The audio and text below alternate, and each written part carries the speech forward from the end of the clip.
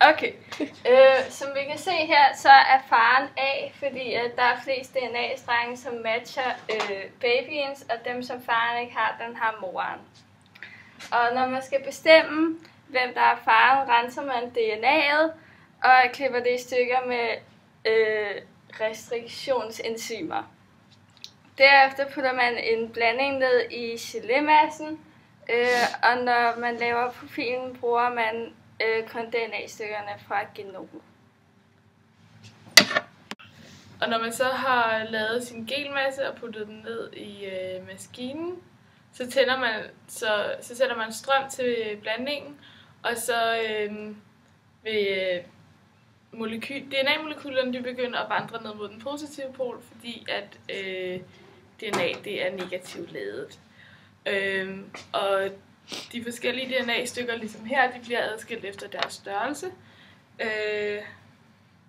Og når man har lavet DNA-profilen, som vil se sådan cirka sådan her ud, så kan man så aflæse de bånd, som faren og barnet har til fælles. Altså hvis de ligger over for hinanden, så man kan se her og her, og moren har her.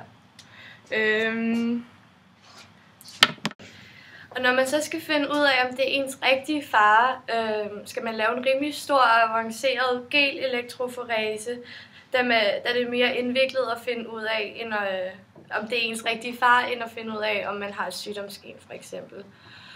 Og selvom at man ikke er i familie sammen, så kan det godt være, at man har nogle af de samme gener.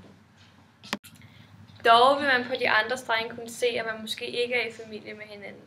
DNA-stykkerne har forskellige størrelser, og dem, der er mindst, vil vandre længst, fordi de har lettere ved at trænge ind i nettet til gel-elektroforesen.